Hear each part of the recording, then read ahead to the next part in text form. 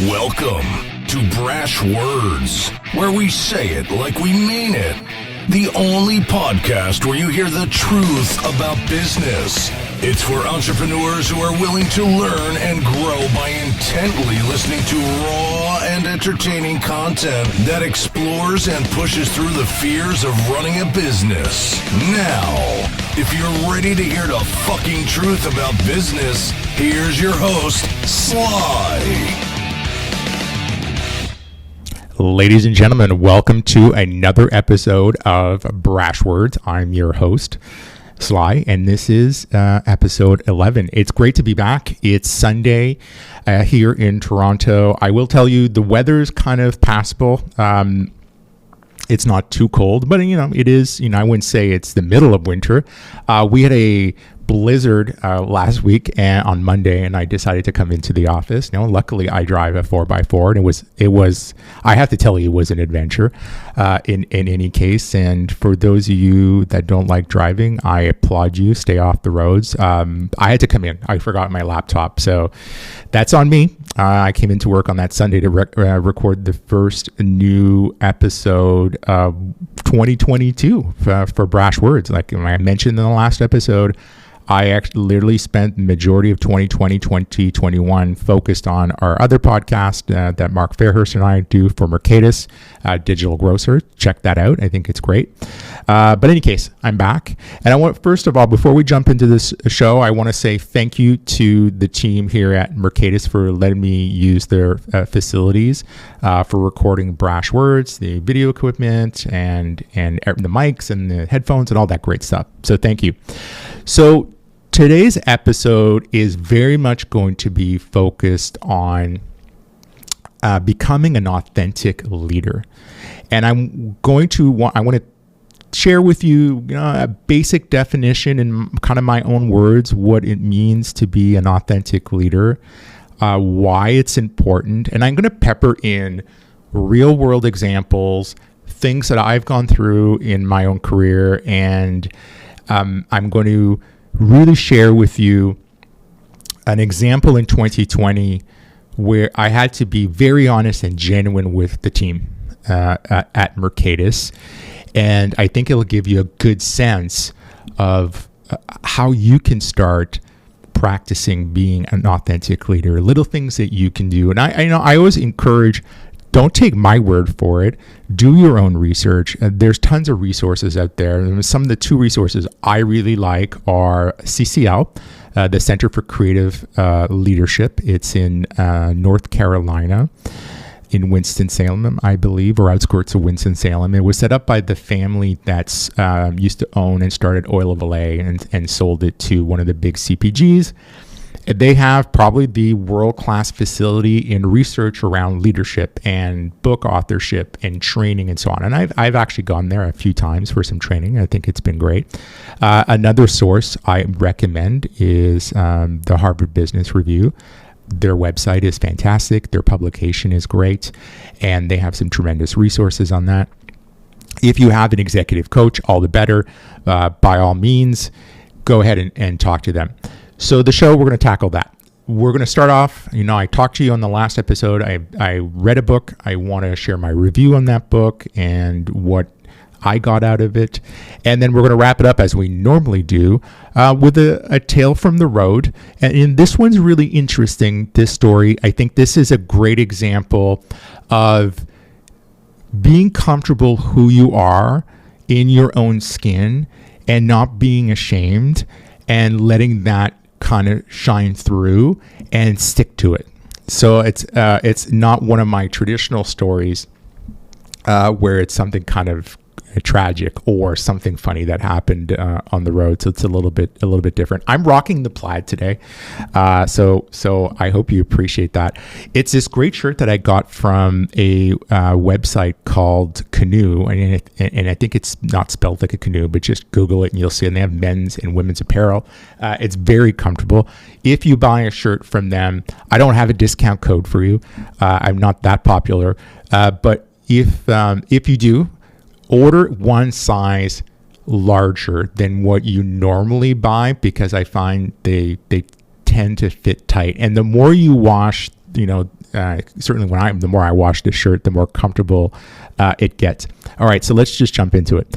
So the book that I actually read for you guys, it's a book titled The Power of Discipline. And I was buying a series of books on Amazon for Christmas gifts, as I kind of normally do for people. And I find that, the gift of knowledge is fairly important.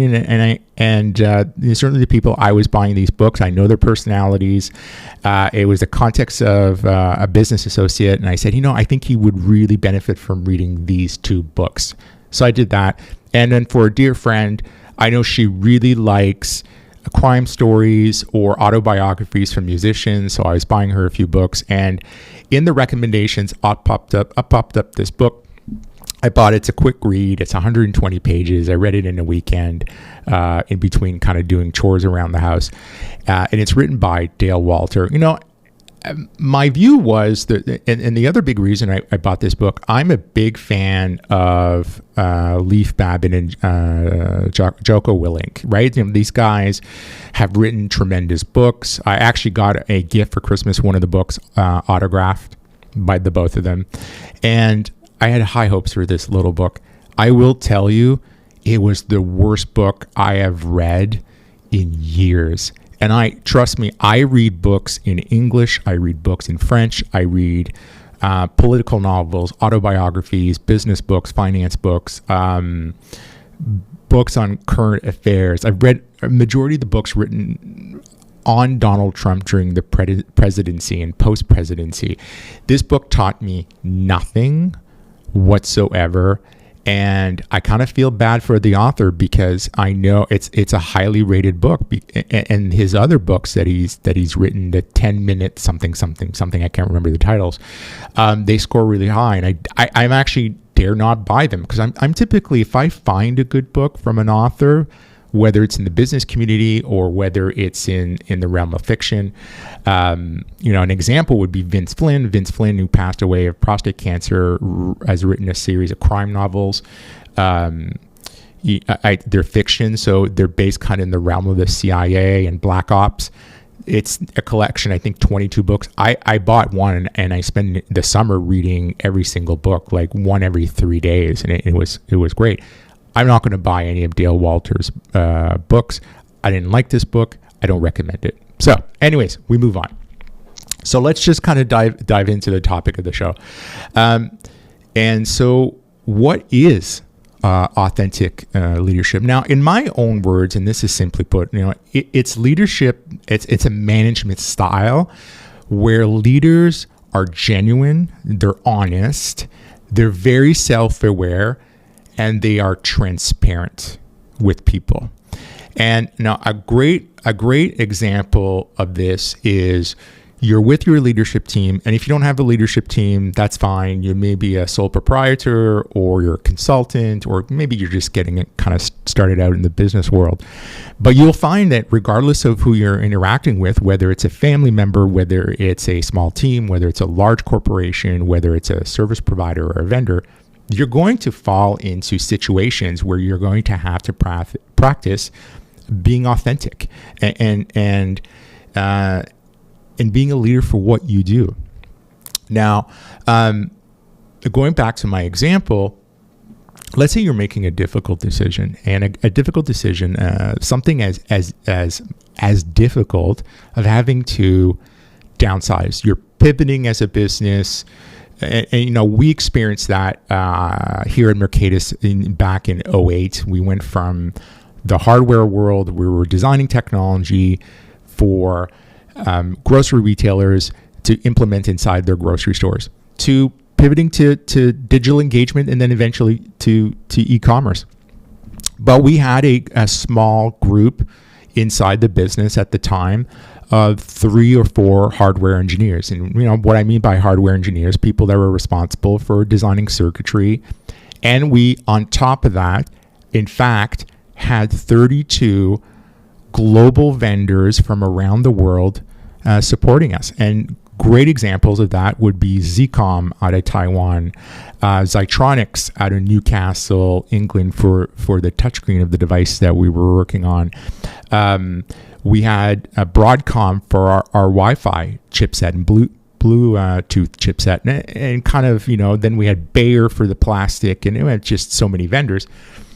I had to, with input from my team, make that difficult decision of, okay, we're pivoting, and here's the impact of the business. Here's what it means from a financial perspective, and we're going to have to let some people go because their skill set doesn't apply to where we're going as a business. That was a fact, and we had to tell the vendors. And I'm paraphrasing the decision process here because it wasn't something that was necessarily done overnight. I mean, it was done in consultation with my senior team. It was with our people in culture leaders and so on. So, we had those difficult conversations with the individuals affected, and as well as with the vendors, and no one was happy about it, and certainly I was not happy delivering the message. But I mean, the buck stops with me at the time, and still today, and it does with every leader. And as opposed to doing what sometimes we see, and I still hear these horror stories. I mean, there was one in the news where a CEO decided to fire 900 employees. I think the number was, I might be getting that wrong, but he decided to fire them, in fact, through a Zoom call, and then he hung up, and people were kind of left aghast. So we did it one-on-one, and we decided, as opposed to sending a broad email to our remaining vendors as well as to the current, that at the time, the employee base, which I think was maybe 30 people, if memory serves me correctly, I met with them. I sat down with them, and I said, here's what's happened. Here's why. Here's the decision process that was taken, and it's not great. And these are not bad people. By all means, reach out to them. You have relationships with them, and that's okay. And give me your feedback. The good, the bad, and the ugly. If you want to do it now, I'm open to having those conversations in the open. If you're not, you can come see me one-on-one, and you don't have to do it today. It can be anytime you feel like it. And in fact, if you want to give me feedback or have questions, but you want to do it in an anonymous way, you can go meet with our head of people and culture. You can, at the time we had set up a Dropbox, not the technology, but just a way to kind of communicate anonymously and ask questions and provide feedback. And it wasn't easy, but what it made me realize is that it was good. It was good to kind of put it out there. It was good for people to hear it directly from me and to process and eventually kind of move on. And so why you're probably asking yourself, and I mean, certainly when I hear business definitions or new terms, and why is being an authentic leader important? Again, my experience of why this is important is that it fosters across whomever you're engaging with, right? That can be your employees, that can be, vendors, your family, doesn't matter. It fosters engagement. People feel like, oh, okay, I'm part of the solution. I can help you resolve this problem, right? So they're engaged. They're not just, it's bidirectional. They're just not, it's not a unidirectional format where they're just kind of receiving stuff from you passively. So it's active. It creates enthusiasm. If you say there's a business problem and you're asking for help, people will be more enthusiastic if you're coming at this and being yourself and being honest and being transparent. They're more likely to be enthusiastic and again, engage. It motivates people. And quite frankly, it's a big builder of trust. When you put yourself out there and you're authentic, Majority of people are receptive to this. They know there's no ulterior motive. There's no games, and they're going to trust you. You're going to start building that trust. Now, let me give you a negative example of when authentic leadership doesn't really, when you're not practicing authentic leadership. So this is a personal example for me. This is very much early in my career. I started off as a software engineer in Ottawa, because I'm originally from the Ottawa Valley. And so I'm brought into this organization. I'm employee like number 18, number 19, small corp. We're building data research tools for retailers in North America, some retailers overseas, as well as a lot of work for the banking industry, both in the United States and in Canada. And this research was really important because it was being used by these corporations to really measure where they stand around loyalty, around customer satisfaction. It was used to tabulate bonuses for district managers, regional managers, C-suite executives, and so on. So we took our work fundamentally seriously. In the corporation, I wouldn't say it was very much a flat hierarchy, but it wasn't far from it. And so there was a lot of new leaders in the business. And the employee base was getting a lot of mixed messages from the CEO, the vice president, who was also our VP of sales, and some of the functional leaders. In my case, it was our senior or director of technology at the time. I think it was director of technology. So we're getting a lot of mixed messages in terms of you could sense the lack of alignment. And over time, those mixed messages and the way that they were being delivered, which was very passive. Sometimes it was passed at the water cooler, true water cooler. It was sometimes in an email.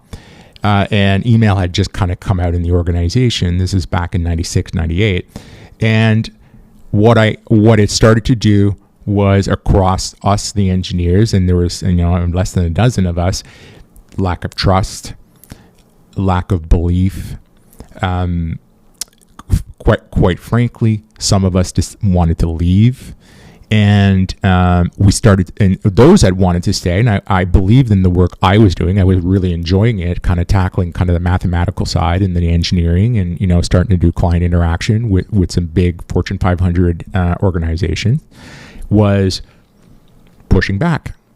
And that's not sustainable for an individual. It's not sustainable for a corporation, because things will get affected. That's an example. Now, imagine if you go into your 1,000 employee base, or if you're a multi-location organization. So an example would be a retailer who has stores.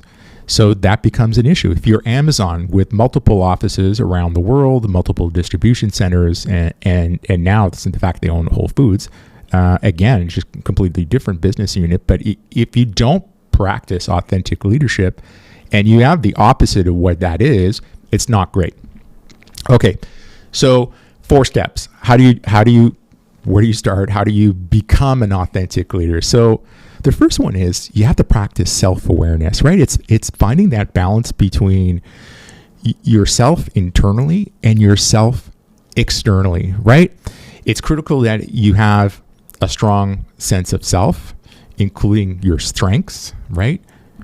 I'm good at this. I'm great at this. I think I'm good at this, but also your weaknesses, what you're not good at.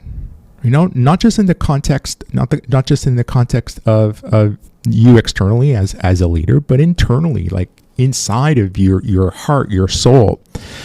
And you also want to be kind of aware of your values. What's important for you? What's your moral guide, your moral compass?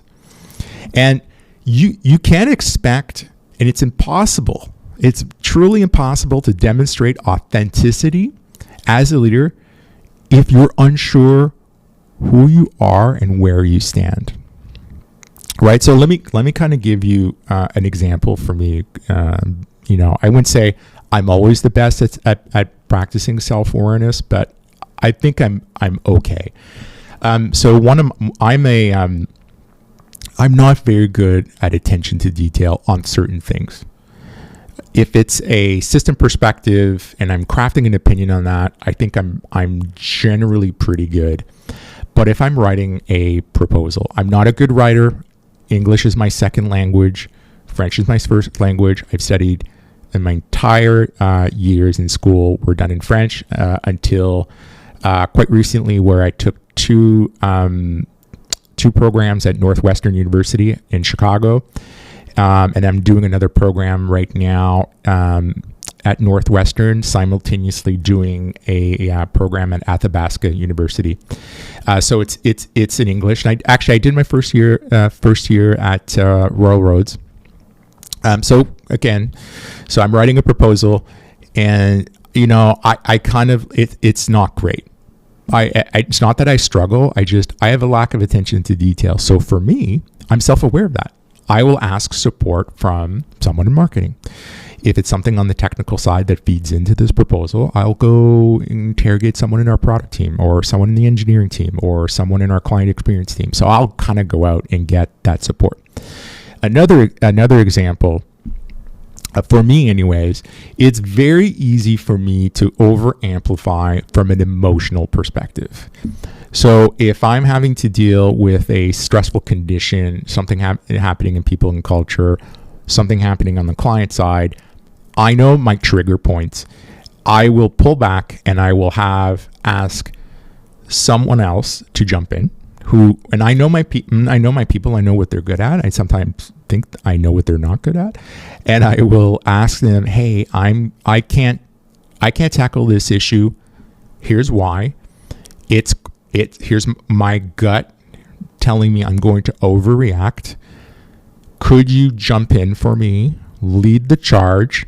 Here's what I need you to look for," right? So that's a great example of kind of being, it's a couple of great examples, I think, of being self-aware, right? Kind of knowing, what your strengths and weaknesses are. Also, it's important when you're practicing self-awareness, always seek feedback. Feedback as simple as saying, here's what I'm seeing. What are you seeing? Great. Also, another great example of feedback. Hey, we're going into this situation. I'd like to get your perspective on this without biasing my own judgment. What are you seeing? Now, that's also part of being self-aware, is also understanding how to kind of self-reflect and being in check of your own feelings. Now, I kind of gave you an example of being in check of your own feelings, but self-reflection is one of those things that I think in general, most of us aren't great at, right? We unless this is kind of odd because I'm turned 48 last year. I'm going to turn 49 this year. I find more older I get, and I'm reminded of one of my first mentors said to me, and this is Bernie Nisker, who's a former KPMG Price Waterhouse partner. He used to say, if you live long enough, you'll go through things twice in life. And he's right. He's actually completely not wrong of that in that regard. And I find more often than not, at the end of most days, if I'm journaling or if I'm writing something and I'm going through my next to-do list for the next day, I will reflect on what occurred during the day and what I could have done better in a certain situation. And as you practice that part over time, and I think if you combine, you're knowing your strengths and your weaknesses and feedback and then self-reflection, you will realize at that point that you can start correcting and becoming better at practicing self-awareness. Okay, so that's step number one. Number two is be transparent, but be transparent with a degree of politeness. So if you're meeting with someone, and let me give you an example. So you're meeting with someone to discipline them, and then discipline them is a really bad word. Okay, because it reminds me of something. My God, this was in the 1950s. and I was hanging out with Jeff Sessions and Donald Trump, which I'm clearly not, we would be disciplining people. We, in this case here, let's say, for example, you've had someone blatantly lie to you, but blatantly lie to you in the business context of a relationship. And it could be a vendor that's circumventing you, or it could be an employee that, as you found out that they've been taking, I don't know, office supplies or something. So you wouldn't discipline them in the sense, if you're being transparent with them, you wouldn't jump into the transparent conversation and start accusing them. That's not the way to do it. That's not how you're necessarily transparent. And an example of that could be, to be transparent, is, let's call her Jackie. Jackie, I want to have a difficult conversation with you, and I'm going to be transparent. We have noticed a significant amount of office supplies leaving our corporate store. And what we've noticed is, on the days that those office supplies, as per our daily inventory count, tend to correlate with your badge being scanned at the front door, and as well as the door where the office supplies are stored. Would love to get your thoughts on what you think is occurring. So that is very polite. You're not coming in and accusing an individual. So on. Another example of being transparent is, again, the example that I gave in sitting down with your employees and telling them that an unfortunate decision has had to be made, and here's the decision. And you're providing context. They're seeing your body language. Transparency just doesn't come through your voice. It comes through your eyes, your body language, and how you're doing it. And again, being genuine with a ton of civility is very, very important. All right. Number one, again, practice self-awareness. Number two is be transparent. Let's go to number three. And that is balanced processing. That's a bit of a fancy term, balanced processing. And we have a tendency as leaders, I think in the context of leaders, much like sometimes sports coaches, right? Sports coaches see the bigger picture. I'm a big fan of Michigan U football, go blue. And, I watch the coach on the sidelines, and he's got his defensive coach, he's got his offensive coach, and they've kind of figured out the plays. They can see the big picture from the sidelines. Sometimes the players in the mix of it are not. But the reality is, the quarterback and the team who's running the offensive play have the reading of what's happening on the ground in the moment of, or the prior moment of. And that's very different from if you're a coach and you're from the sidelines.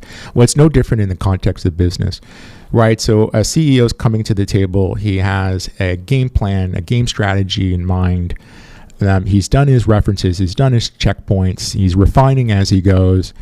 And he's got his middle management building out kind of the tactical plan of it with support from the people in the field. And the people from the field are executing and have to report back. But sometimes that communication is not great. And sometimes, some leaders actually want to go out and they build a tactical plan devoid of getting the input from the people running the play. I see that in all organizations. It doesn't, Mercatus sometimes, even my own corporation, that happens to us, and it happens to all technology organizations. It happens to businesses that build and produce things, factories. I mean, I worked in a pulp mill for 5 summers in a row, owned by Smurfit Stone, and it was quite apparent that the higher ups that were very smart individuals that knew how to run the local mill, they didn't have the appreciation for the welder on the floor or the electrician on the floor who was responsible for maintaining and repairing machines and making sure production was at its peak on a day-to-day basis. And when you and so balanced processing, going back to the definition, so it's really fundamentally, as a leader, before making a decision, if you're unsure, if it's unclear, and regardless if you're unsure, and regardless if it's clear, what do people around you think? Get their viewpoint. And my approach, an example of that, again, the example I actually gave you guys at the top of this episode, where we had to downsize because we're kind of pivoting as a business, was actually to sit down and with my people and say, okay, if we're retrenching and pivoting the business towards this direction, which is building digital engagement solutions and e-commerce platforms, with the people affected, do they have the skill? Do they have a skill set that we can use? Can they learn? Do they want to? What are your thoughts? And so it started to foster that conversation in terms of driving towards a definition. I call it getting perspective. If you hold a Rubik's Cube in your hand and you're trying to solve it, solving a Rubik's Cube is not simply by looking at one dimension. You really have to pivot it around to kind of see the other sides, to get a better, broader understanding of what are the perspectives that I need to look at to solve this problem. Again, balance processing. So number one, again, practice self-awareness. Number two, be transparent. Number three, balance processing. So the last one is moral perspective. That's a mouthful, right? So this idea of moral perspective. And that is fundamentally always doing the right thing. Even if it affects you, it affects the team, it's what's right for the business. That is very, very important. I have seen more often than not in the industry, and this to a certain extent disgusts me, I've seen cases where executives, sole proprietors, small business owners, the business is them, and the decisions that they make are to the detriment of their people, and they are to the benefit of them and their families. And that is, in this day, a fucking age of transparency, is completely wrong. And I think everyone who starts a business should learn this first principle of accounting, which is the business is an entity, you're an individual, everything has to be kept completely separate. That includes business decisions. I've seen great stories where there's a moral perspective where a lot of leaders will fall on the sword when they realize, okay, I'm tapped out. My skill set is only as good as where it can take the company this distance. I think it's time for someone to come in, step in, take over. If there's a role for me, great, I'll support, or I'll bow out and find something else to do. And that's sometimes done in concert with, a board of directors or strategic advisors and so on. And there are other cases where where we see money being bled out of a business to fund the lifestyle of the owners, and providing no final fallback, no financial cushion for the what if the business lands on a hard time. And I think this is tragic. Okay, so let's go over those 4 steps again. So practice self-awareness. That's number 1. Number 2 is be transparent, but do it and be polite when you do it. Number 3, balance processing. Go get that feedback from your people. Let it shape your viewpoint. Don't come to the table with just, your idea and this is the way we're going to do it. And number 4, moral perspective. Always do the right thing. It's really critical. Okay. So let me give you a great example. I think it's a great example. I mean, let you guys kind of judge that. You can put it in the feedback. Or email me, sylvain.perrier, Perrier, at brashwords.com. Or just go to my website, sylvainperrier.com, and you can let me know. So so this kind of goes back to 2020. I was, a bunch of us were traveling, from top of the year into an abrupt halt in March. So this trip specifically started on I believe the 9th of March, which would have been a Monday, I would say Monday, Tuesday, something like that. And I was driving cross country. So leaving Toronto, I was going as far as Minneapolis. I had a bunch of prospective clients I wanted to meet on the way over there, and then in Minneapolis and on the way back. So you can imagine I leave on a Tuesday, and then on Wednesday night, March 11th, I will never forget this, at 9 o'clock, because I'm in the truck, I'm driving, and I have satellite radio, and I'm listening to CNN, and President Trump is going to address the nation.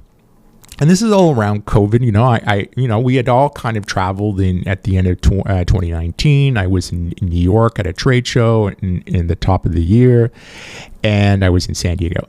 And we were hearing about COVID-19 and what was happening in China and specifically in Wuhan, and cases were kind of emerging in the Philippines, in Japan, in Korea, and now in Europe. And there was a fear that this was going to hit the shores of North America on the West Coast and on the East Coast.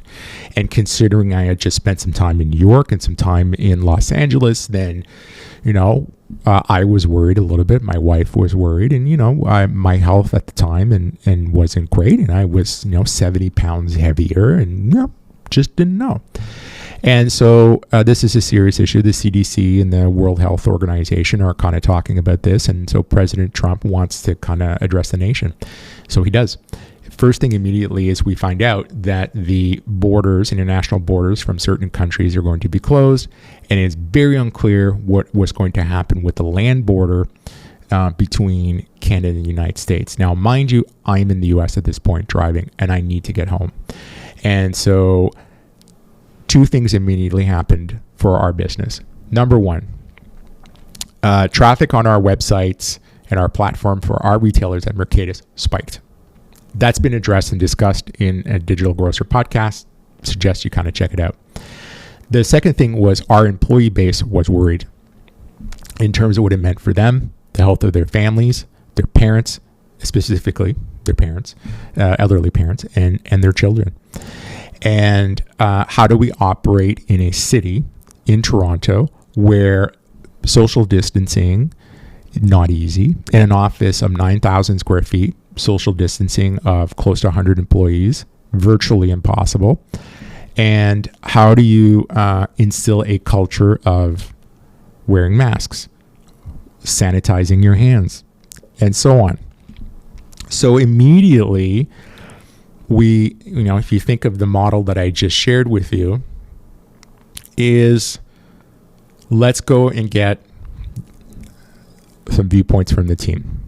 So I'm driving. I'm like, I have to do a meeting so this was Wednesday, the 11th. On the 12th, I have to do a meeting. I wrap up my meeting really quick, and I'm literally blitzing the drive from Minneapolis. The meeting didn't wrap up till 4, but I want to get to the Canadian border, which is, I think it's a 15, 16 hour drive to get to Toronto.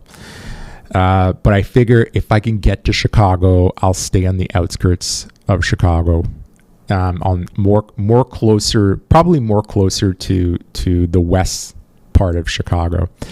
And so I'm blitzing it, and I got my entire management team on the call, and my first comment is, okay, let's situational analysis. What's happening in the city? What is our local governments telling us? So our city government, what's our provincial, state government saying, and what's the federal government saying? So we get clear on the situational analysis. Then we start to go around the table. What are our employees saying today?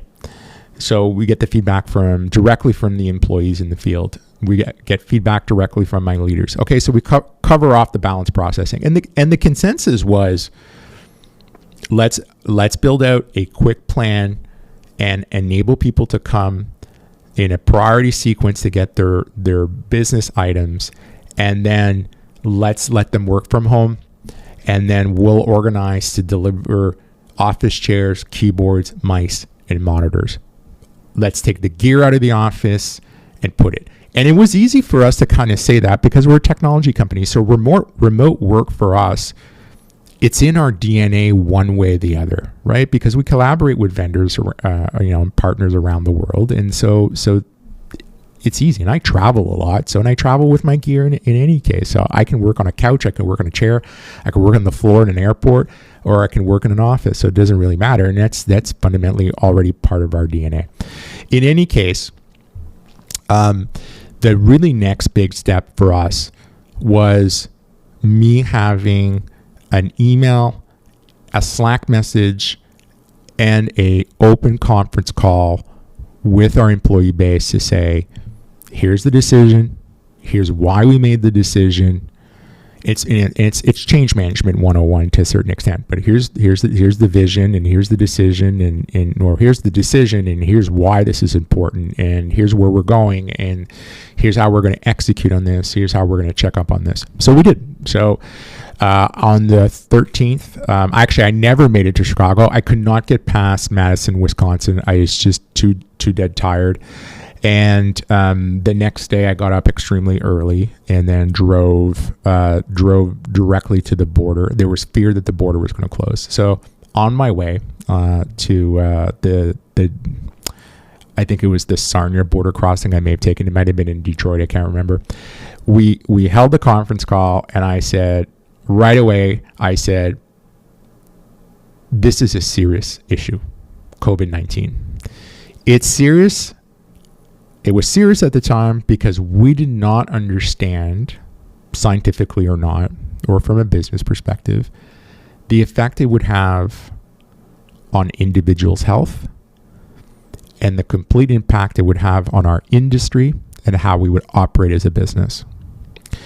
So what we're going to do to mitigate any risks is we're going to change how we work and where we work. How being, we're all going to work from home. We understand you have families. So we acknowledge families. We understand you have families. We want to protect your families. My responsibility to you as a CEO is to protect you and your health in the context of Mercatus as a business. And to facilitate your work from home, we're going to organize you to come in a safe manner to get your stuff. For those of you that can't take your monitors, your keyboards, your mice, and or your office chairs, we'll organize a delivery service, which our CFO and our VP of People and Culture graciously took upon themselves to do on their own time. It was great. And we did that. And we don't know how long this is going to be, but we will check in with you periodically, so on and so on and so on. And it was well received. And there was, we did countless surveys, posts. We actually did the anonymous feedback. I took feedback. I had private one-on-ones. I did skip level meetings and so on. And so the feedback was great. And when we got feedback that wasn't great, we took it to heart and we adjusted. And when we made a mistake, and I will tell you, we did make mistakes. And being an authentic leader is celebrate your mistakes. Like I said, retrospective, like go back and correct. And we made mistakes, and some of the mistakes were, early on. It's easy to say work from home, but when you have people that live in 800 square foot condos in downtown Toronto, and they have a spouse, and they have a dog, and they have a cat, or they may have a child, it's very difficult. And we also, we were not ready for the onslaught of two things in this case. I want to share this with you because this is a good way to reflect, was the impact the pandemic was going to have, that when you have people work from home, and if you're not working from home, you're coming into the office, is your commute is your kind of your intro to the day, or your secondary intro to the day, and then you bookend your day when you're commuting back home. So your mind gets to shift into home mode, and you throw work from home, that gets blurred. So your work day and your home life kind of get, meshed up together. That's not, it's not healthy, physically and mentally healthy. And the second one was the overload of Zoom meetings. And the overload of Zoom meetings came from me and my leaders not understanding that, informal water cooler conversations and the chats that people have amongst them in their cluster of their team or their seating pod contributes to how they do their job. And so that absent, there was a void to want to fill it in with more meetings. So we had to kind of step back and reinforce a bunch of best practices and so on. But what kind of came out of being all of this was there was a Slack channel created called Mercopolis, kind of a funny jab at the apocalypse, with COVID-19, and our culture didn't suffer. Actually, in fact, our employee satisfaction numbers went up. So all this to say, my example is to say authentic leadership. You're not born with it. You have to build it out. It's like going to the gym. It's like losing weight. You have to start somewhere, plot the destination, and kind of practice the talk and the tools to get there. So it's great. All right, so let's wrap it up with a tale from the road story. So this I love this story. So this story is kind of an interesting one. This is I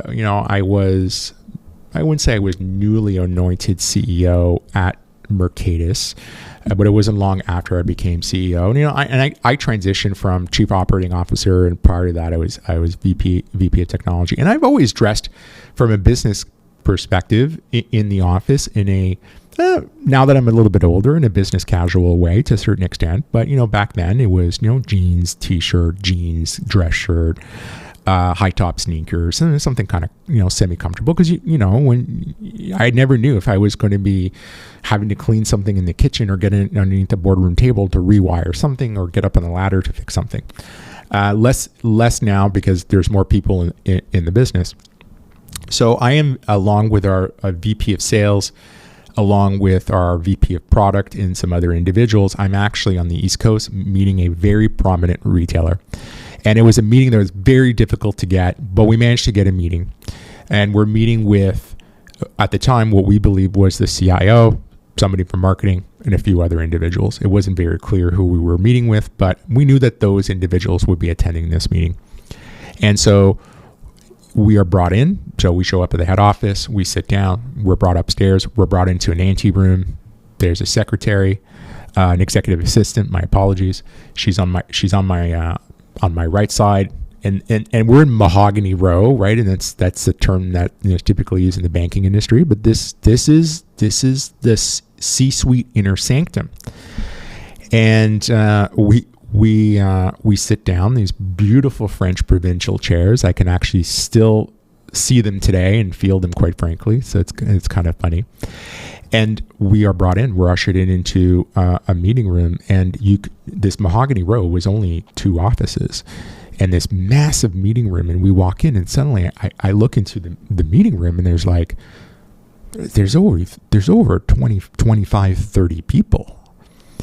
And who stands up? The CEO, and she's amazing. She's a very, very accomplished leader.